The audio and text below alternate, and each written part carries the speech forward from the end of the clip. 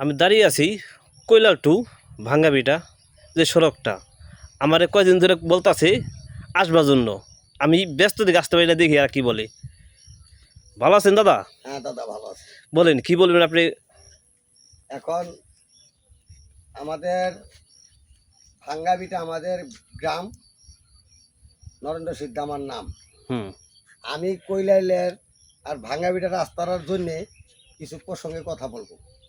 কথা রইল কি, যে এই যে রাস্তাটা খুব ভালো সুন্দর রাস্তা হয়েছে। দাঁড়ান আমাদের দেখেন লবগুণ হ্যাঁ। সোল্লা মানিকগুণ যাইতে হয়, আসতে অনেক রাত হয়।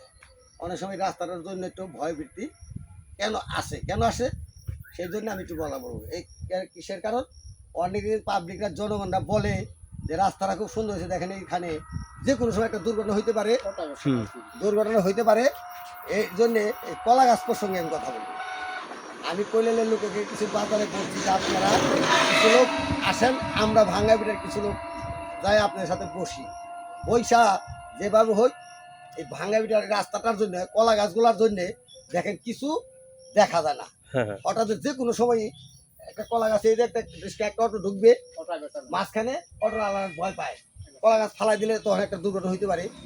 সেই জন্য আমরা বলছি যে যেভাবে হোক কৈলালের লোক আর ভাঙ্গাবিটার লোক একখানে পরিষ্কার, যেভাবে রাস্তাটা সুন্দর পরিষ্কার রাখা যায় যাতে কোনো দুর্ঘটনা না হয়। কলা গাছগুলা এটা দয়া করে আপনারা সবাই মিলা কলা গাছগুলো আমরা কাটাইবার ব্যবস্থা করি, তাতে রাস্তাটা সুন্দর দেখা যায়। আর মুসারে গেলে হঠাৎ করে দেখা যায় না, অ্যাক্সিডেন্ট হওয়ার সম্ভাবনা। এই জন্য বলি যে কলা গাছগুলো কি করা যায় আমাদের। বলেন বলেন। আমাদের মাননীয় এমপি সাহেব একটা কথা বলছে যে ভাঙ্গাবিটার জন্য যে কোনো সময় আমাকে ডাকবেন, তখনই আপনাদের আমি সাড়া দেবো।